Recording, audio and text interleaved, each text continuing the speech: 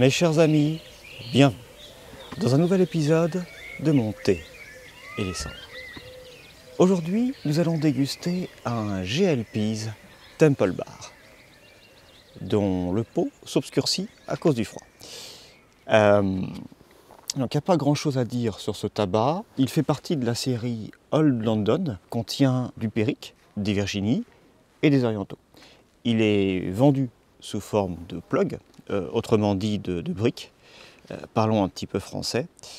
Le tabac que j'ai actuellement a été fabriqué le 4 février 2020 et mis en cave le 4 juillet 2020. Donc en ce qui concerne notre analyse olfactive,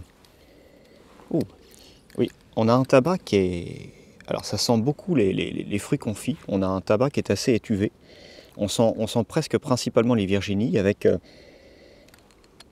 une touche de poivre, mais c'est très boisé.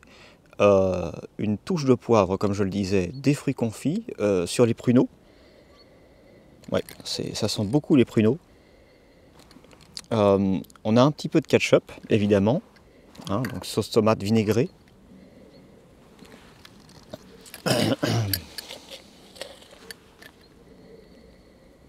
Ça va être à peu près tout. A priori,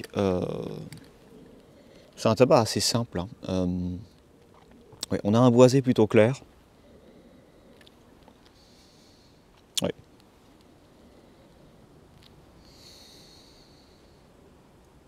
Ouais. Un peu de caramel.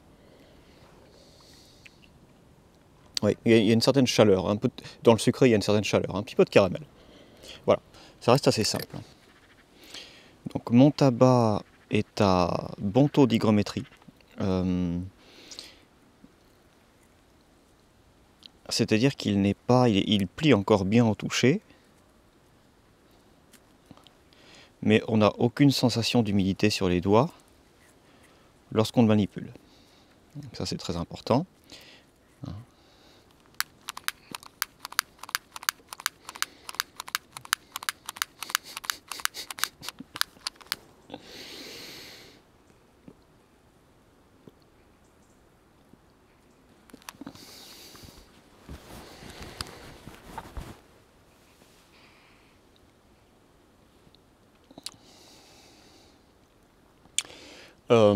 D'ores et déjà, je suis surpris par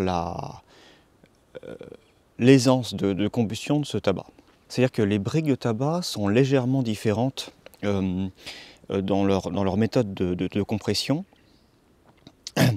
que on va appeler ça des frites ou des pavés de tabac, pour parler avec des termes anglais. Si c'est un peu plus clair pour vous, les plugs ont une méthode de compression différente que les flakes. Et donc, lorsque vous décompressez un plug, voilà, vous avez des genres de... ce ne sont pas des nervures, mais ce sont des couches. Lorsqu'on les décolle, on a presque l'impression de coller des petits morceaux de feuilles, en fait. Alors qu'un flake va davantage donner l'impression de découper des petits morceaux de tabac compressé. Avec le plug, on peut avoir finalement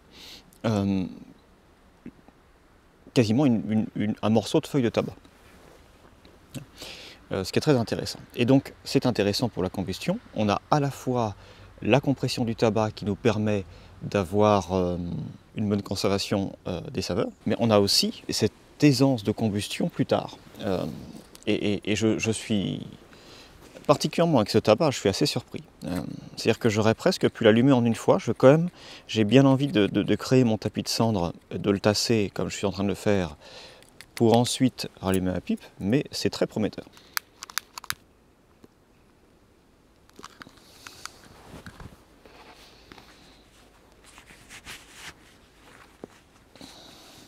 Très bien.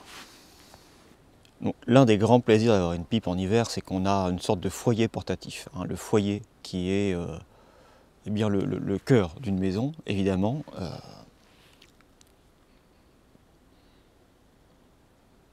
Mais aussi la lumière et la chaleur qui nous permettent de traverser l'obscurité et le froid. Hein. Un feu de bois est aussi ce que j'aime appeler une télévision primitive, et la pipe est en quelque sorte une télévision primitive portative.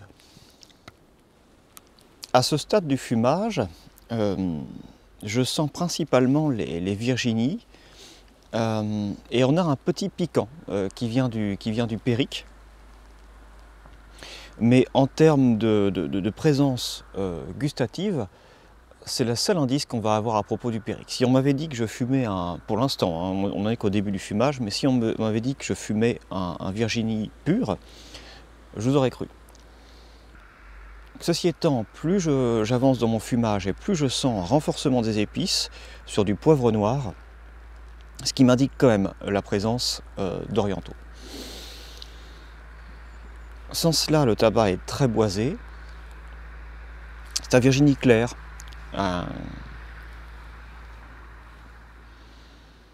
Au fur et à mesure que ma pipe chauffe, on commence à avoir davantage de nuances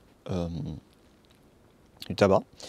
Les Virginies sont à la fois très boisées et un peu sucrées, sur du caramel, mais un caramel naturel. Le périque n'est pas très complexe, il est légèrement puissant, légèrement piquant, pardon, et a tendance à augmenter un petit peu la puissance des Virginies. Quant aux orientaux, eh bien, j'ai l'impression qu'ils ajoutent une touche de poivre, mais aussi qu'ils aident à arrondir un petit peu le tout, c'est-à-dire qu'ils adoucissent le périque et complexifient le Virginie. Donc, a priori, à ce stade du fumage, j'ai l'impression d'être en présence ici d'un mélange qui est bien fait, bien équilibré, assez simple, mais bon. Je dirais même très bon.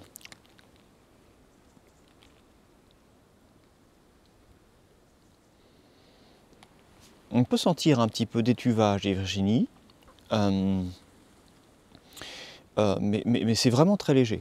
C'est vraiment très léger, ce qui fait qu'on va avoir de temps à autre un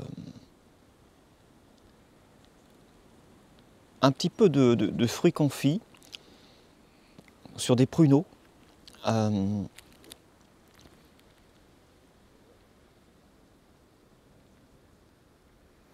Accompagné de caramel et beaucoup de boisé, mais encore une fois un boisé assez léger. Ce sont des Virginies qui sont plutôt claires en termes de saveur. Le tabac est assez léger,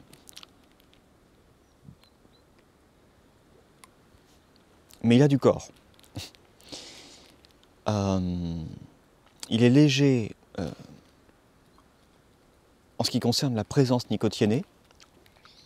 Quoique je dis ça, il est en train de se renforcer. Bouffée après bouffée, il se renforce. Le début du fumage est assez peu nicotiné. Plus j'avance et plus il a de corps. Le piquant est très supportable. J'ai l'impression d'être une divinité avec ce soleil qui entoure ma tête. On va voir comment il évolue, mais a priori, c'est pas un tabac qui mérite beaucoup de commentaires. Sur le plan des saveurs, une légère évolution d'un boisé plutôt simple avec plus tard l'arrivée du poivre, un petit peu de piquant et puis les épices, et puis le boisé, pardon, non, et puis le sucre, je vais y arriver. Avec au départ un boisé assez simple, assez clair, qui un peu plus tard va être accompagné d'un petit piquant, du poivre qui arrive, et puis ensuite le sucre. Caramel, pruneaux confits.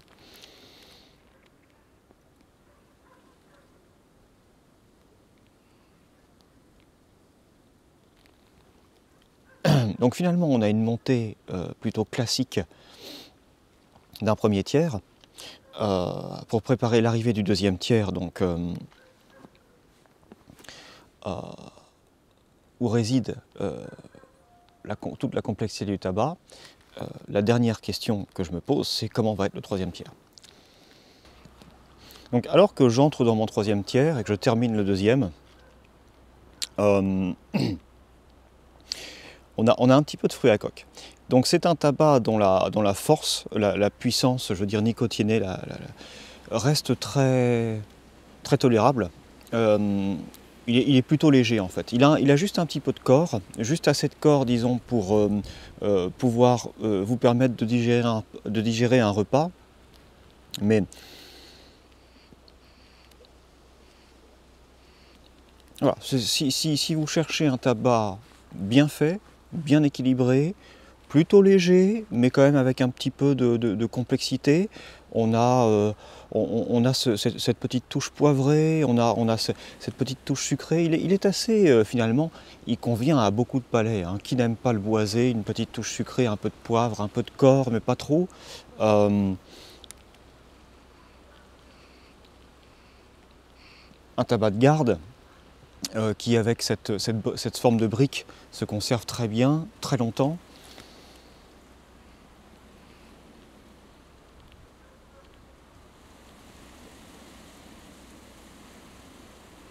Oui, c'est merveilleux. Le troisième tiers ne semble pas perdre en saveur, ni en gagner d'ailleurs. En ce qui concerne la puissance, on va rester, je pense qu'on a atteint un certain pic en entrant dans le deuxième tiers finalement, pic qui n'est pas très élevé. Donc, et ça fait un très bon tabac de tous les jours, sur lequel on n'a pas besoin de se concentrer pour essayer de trier les saveurs, mais c'est un exercice qui est possible, parce qu'il y a quand même des choses à analyser. J'avais envie d'ouvrir deux petites parenthèses. Je vais vous laisser découvrir deux segments que j'ai tournés l'été dernier et que je n'ai pas eu l'opportunité de glisser dans un épisode. Comme celui-ci est un petit peu court, et bien les voici. Donc la première chose dont je voulais vous parler, c'est une découverte que j'ai fait récemment. Donc j'ai voulu m'acheter des nettoie pipes et je suis tombé sur ceci. Et vous allez voir pourquoi, il fallait absolument que je vous en parle. Ce sont des nettoie pipes ou chenillettes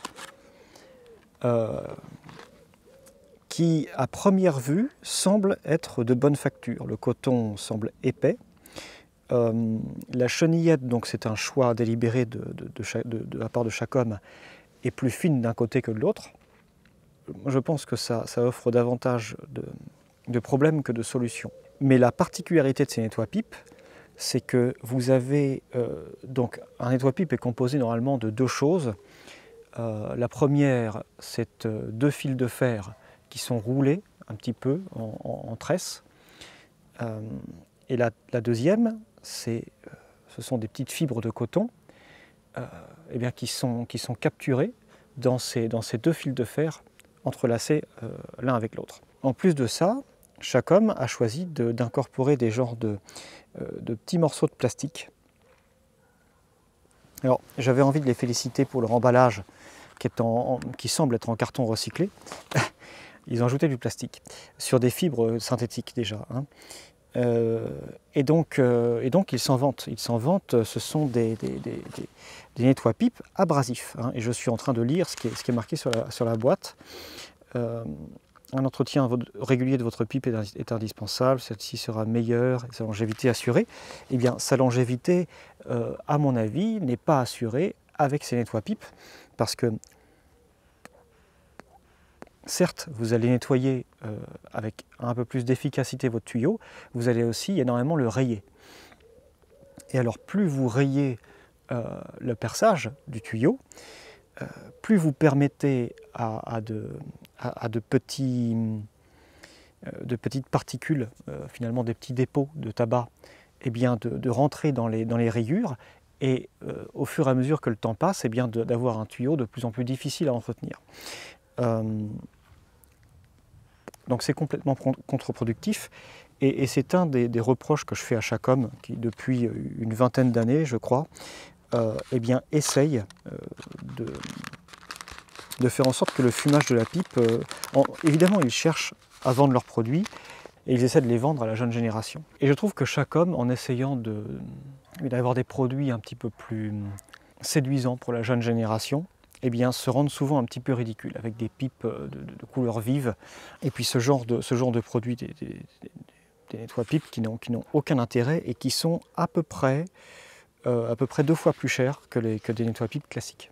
Alors ouvrons une parenthèse, parce que j'ai l'impression au fur et à mesure des épisodes, eh bien, d'avoir quelque chose contre chaque homme. Ce n'est pas le cas. C'est un reproche qui vaut pour une grande majorité de fabricants semi-industriels, disons de manufacture semi-industrielle de pipes. La deuxième chose dont je vais vous parler, c'est un sujet un peu délicat. Vous allez comprendre pourquoi. C'est la... Alors voilà. En France, si vous voulez vous procurer des tabacs à pipe, vous êtes obligé de passer par des civettes. Et il se trouve que ces civettes, en grande majorité, vont vendre des tabacs très chimiques, aromatiques, qui ne sont pas de très bonne facture. Et dans quelques civettes, vous allez pouvoir trouver d'autres mélanges. Je pense particulièrement au capstan bleu, qu'on trouve de moins en moins facilement, au full Virginia Flake, le Best Brown Flake. Voilà, ce sont des mélanges qu'on va pouvoir trouver dans certaines civettes qui sont un petit peu plus spécialisées dans les tabacs à pipe.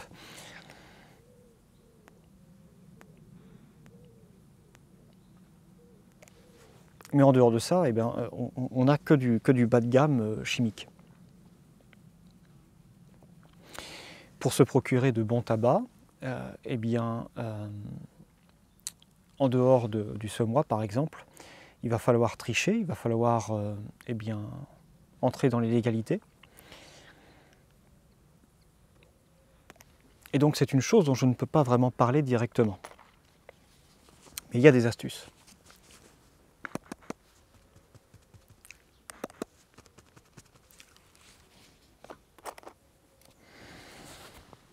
Il y a des astuces dont je ne vais pas vous parler. Ceci étant, je vais vous parler de l'histoire de Brandon. Brandon, qui aime beaucoup le tabac à pipe, qui a ce problème, il ne trouve pas de tabac à pipe à son goût en France. Donc Brandon, il se rend un petit peu sur Internet pour faire des recherches. Et puis il tombe sur un site américain, un site de vente de tabac.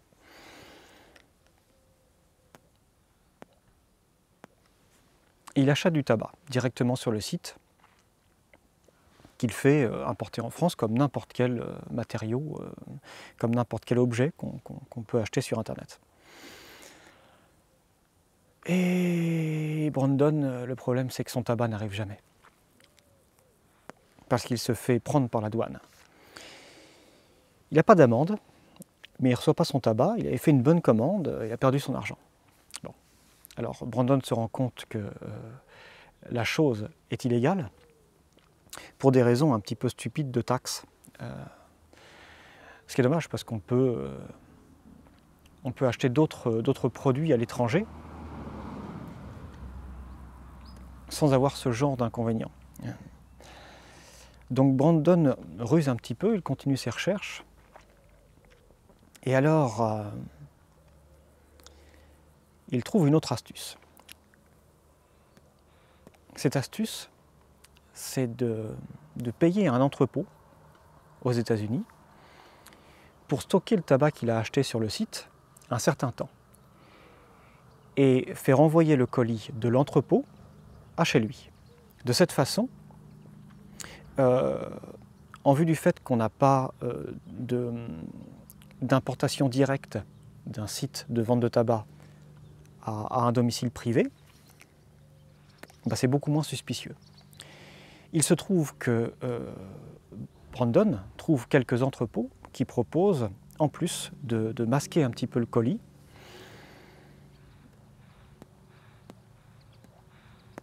et quelques astuces pour faire croire, pour ne pas éveiller les soupçons sur le fait qu'il y a du tabac, malheureusement illégal, du bon tabac naturel dans ce colis. Donc voilà. Brandon a trouvé la solution pour acheter du bon tabac, enfin. C'est illégal, mais des fois il faut tricher pour se faire plaisir et puis avoir accès à de bons produits. Alors c'est une situation qui est scandaleuse.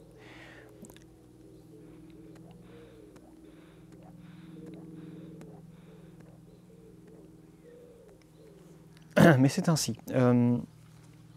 Pour terminer sur cette histoire, Brandon, ces derniers temps, et c'est ce qui m'inquiète, c'est aussi la raison pour laquelle je voulais vous en parler, vous parler de cette histoire de Brandon, qui est complètement inventée, elle sort de mon imagination, bien entendu. Brandon a de plus en plus de problèmes ces derniers temps à passer par ses entrepôts, parce qu'il commence à avoir des suspicions. Certaines autorités commencent à connaître l'astuce et surveiller la chose. Les entrepôts commencent à être très méfiants quant au mode de règlement. Mais les problèmes de stockage du colis, d'envoi des colis. Bon, j'aimerais trouver une solution pour qu'il soit possible pour un Français, d'ailleurs pour n'importe quel citoyen du monde, de pouvoir se procurer du bon tabac en toute légalité. Ça me paraît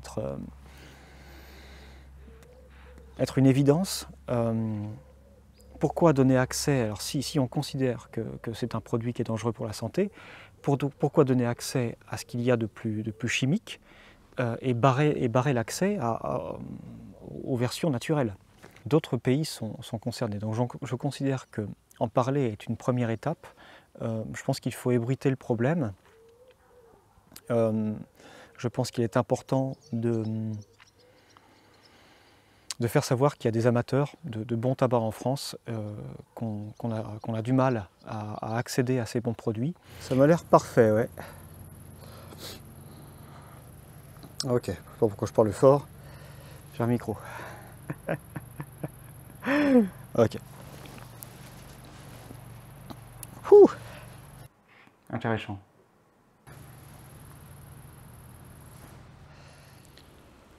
Sur ce, mes chers amis, bien, je vous remercie de m'avoir accompagné pour cette dégustation. Et durant ce moment, eh bien, voilà, au milieu de ce paysage atypique, en tout cas pour cette région, je vous dis à bientôt pour un prochain épisode. N'oubliez pas, Happy Mama, Happy Casa, Cigare Papa.